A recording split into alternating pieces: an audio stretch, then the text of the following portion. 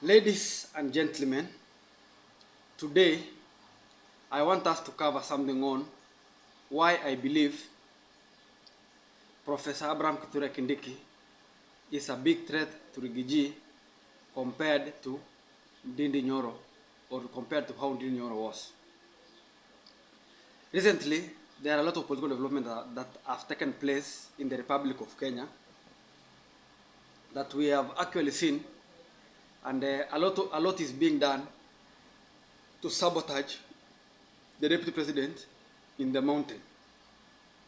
Before we dive in, first allow me to ask you, if you have not subscribed to this channel, kindly help us hit 1K subscribers by clicking the subscribe button.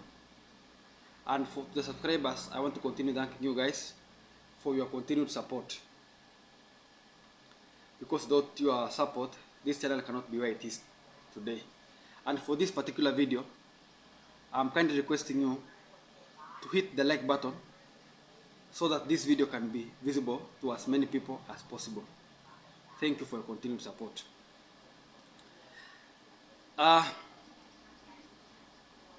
In the Mount Kenya region, okay, in Kenya, we normally say there are two constants in politics: interest and betrayal. These two things are very constant to an extent. The politician will always pursue them no matter what. In the previous, if you can see in the previous elections that have taken place, this has been very constant. You have seen people who are serious enemies working together. We saw two competitors, Raila Odinga and William Ruto, working together. So we cannot rule out the possibility of anybody or anyone working together. And as things stand today, I still maintain that the name Geoffrey regarding Gachagua will be on the ballot in 2022 because of the serious follow that is taking place currently between the president and the deputy. Last week, 14 members of parliament from the Mount Kenya East region, that is the Meru, Embu and Tharaka, came out guns blazing and endorsed Professor Hirram Kindiki as their leader and the spokesperson and the link to the executive for the people of Mount Kenya East. Here is a clip of Geoffrey Ruku blaming the cousins or their cousins from Mount Kenya West that they have supported them for the last 60 years, since independence, since 1963. The East have produced the three presidents. No, I mean the West has produced 3 presidents and now 1 deputy president, and they are still working very hard to use them. And here is the clip, you can listen in. Our cousins from the West have taken us for granted for. Now you are talking. Now suddenly we have decided as a region we will take a independent political journey. Okay. We have been with them from 1960 up to date, but they are extremely selfish cousins, and we have decided as a community of Embu, Tharaka, and Meru, we are going to take our own independent direction, because our cousins from the West, from Murang'a, from Nyeri, from Kiambu, they have been taking us just as voting machines. Finally, our interests have never been properly taken care of. You can't explain why a constituency which is 771 square kilometers has 38 kilometers of tarmac since independence. We have no water, we have no electricity. We have 684 villages in my constituency with no electricity connection. But at the same time, we say we are in government together. We are Mlima, we are Mount Kenya. We have decided, Trevor, as a matter of fact, we are going to take our own independent political direction as a people of Mount Kenya East. And I'm happy even Kirinyaga County is coming on board, as well as Isiolo is coming on board, so that it can be a proper Mount Kenya East. Okay. That is the truth. We will not accept to be taken for granted. So that is Geoffrey Ruku. explaining to you why he thinks that the people of Mount Kenya West have been using them politically to sell their agenda. Now, these 14 members of parliament endorsed Professor Kithure Kindiki. Their brothers, or their cousins as Geoffrey Ruku calls them, their cousins from the West, also wanted to be counted. They were not ready not to be counted. So what did they do? 48 of them, that is from the Mount Kenya West and the diaspora, came out in Nyoro, Laikipia County, and they made the same statement, and they said they are endorsing Professor Abraham Kithure Kindiki to be their leader.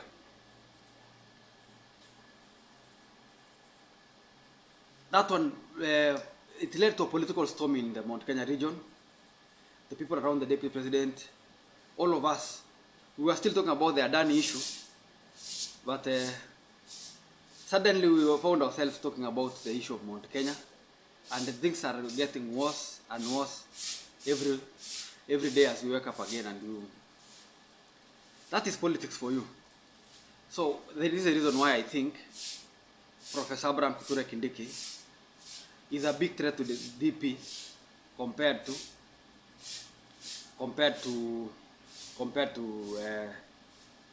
Ndindi Nyoro. You see, Ndindi Nyoro came out. He came out and he was campaigning all over. He was going all around the Mount Kenya region and other parts of the country, mobilizing to be seen as the next successor of Gachagua in the Mount Kenya region. And you see, people view him as one of the biggest challenger. But I don't know where he went to. Something happened and he was nowhere to be seen.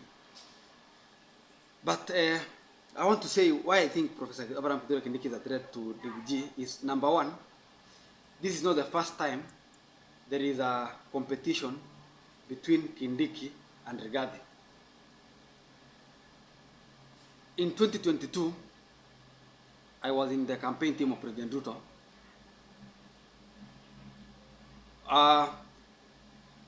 The president told the people from the mountain, that is the leaders from Mount Kenya region, to go somewhere together. They meet and they select one of them to be the running mate of president. So there were around 50 members of parliament. They went to a room. They were told to vote. And listening to Dimas Barasa explaining the same. Nanaswa. Na respectively, I have the privilege ya kuwa na rais wetu William Ruto kuanzia mwaka wa 2017 mpaka sasa. Respectively, na heshima kubwa, nataka nimkumbushe naibu rais kwamba wakati tuliunda hii chama ya UDA, wakati ilifika wakati ya kutafuta naibu rais running mate ya Mheshimiwa William Samoei Ruto, nilikuwa baadhi ya wale watu ambao tulifanya mkutano tukiongozwa na naibu wa rais wakati ule ambaye ni rais wa sasa. Tukasema viongozi wote wa mkoa wakati ule wa zamani from Central Province, wale ambao wamechaguliwa, tukawaambia waende wajifungie mahali, tukawapatia room kwamba wafanye mazungumzo, wapige kura na watuletee jina ya mtu mmoja ambaye ndiye angekuwa deputy president ama running mate wa William Samoei Ruto. Hawa walienda wakakaa, wabunge na viongozi na maseneta na wa magavana walikuwa watu zaidi ya 50 kwenda kufanya kikao wamchague yule ambaye wangependelea kuwa running mate wa William Samoei Ruto. Mheshimiwa Rigathi Gachagua alipata kura moja. Sisi, na kwanza mimi naomba mimi mwenyewe nikiwemo, Oscar Sudi, Ndindi Nyoro, Faruk Kibet, tuko na kazi kubwa ya kuomba msamaha wale viongozi wote wale wa Central ambao walipatia Rigiji kura moja. Sisi tukaona huyo tu ndiye anafaa, na William Ruto akakuwa muungwana, akatify vile hao walikuwa wamechagua Abraham Professor walikuwa wamechagua Abraham Professor Abraham Kithure. Dimas Barasa, from the clip of Dimas Barasa we have heard, he said, out of the 50-something members of parliament from Mount Kenya region, Rigathi got only 1 vote. But it is him and Sudi and Farouk that advised the president to pick Rigathi instead of the other, instead of Professor Kindiki. And the president, being, you know, president is a person who has a lot of experience in politics. He has been in politics for quite some time, and he has a lot of experience. Decided to choose or to select Rigathi Gachagua to be the running mate. So this is not the first time these people have held a competition together. They have been in a competition previously, and Kindiki has won. So there is a high possibility that Kindiki can really outsmart Rigiji and becomes the running mate in 2027. What we can just wait and see. Number two, Professor Abraham Kindiki has nothing to lose. He has nothing to lose. Do you know why? He's a minister. He's living in the mercy of the president. The president, if he still have hope in him or he still believes in him, will always choose him and make him anything, can make him the minister at any given time. So Professor Abraham Kindiki he has nothing to lose. But for Ndindi Nyoro, you see, he was a member of parliament, and as things stand today, Rigiji is very popular. And anyone who is against Rigathi in the mountain can easily be dethroned, and he will go home and will go to political oblivion, and will never hear of you again. So Ndindi Nyoro was afraid that maybe if he fight Rigiji, things may not be well on his side. So that is number two. Number three, the DP now currently is suffering because Kindiki has been endorsed by almost 69 members of parliament. So Kindiki has an advantage because as we currently stand, Kindiki has been endorsed by almost 69, because 14 plus 45, 69 members of parliament have endorsed Kindiki as at now. And there's nothing the DP can do about that unless he starts convincing one of them one by one. But for now, Kindiki has a upper hand because currently he has been endorsed by 69 members of parliament. The DP, I saw he has almost, because the mountain has almost 84. 84 minus 69 is remaining with only maybe 12. So imagine remaining with only 12 members of parliament. So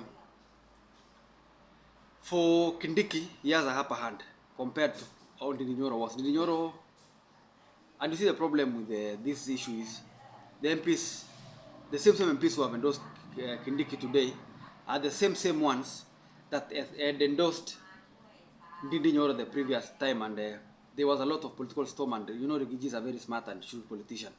You cannot just wake up and fight him. And Professor Kindiki should be very careful. Moses Kuria was there, he was planning to impeach the DP. What happened to him? He's no longer a minister. So Kindiki should be very careful, because it is the same guy who got one vote that was made to be the running mate of William Ruto. So Kindiki should be very careful without work with Rigiji, because I can tell you, and I'll still maintain this, Rigiji is not a pushover. He's not someone you can wake up today and you finish him at tea. You wake up today, get 14 members of parliament from Mount Kenya East, let them endorse you. Get 45 members of parliament from Mount Kenya West, let them endorse you, and now you become the kingpin. That one, it doesn't work like that. It has never worked like that, and it is too early. You see, 3 years a lot of in politics.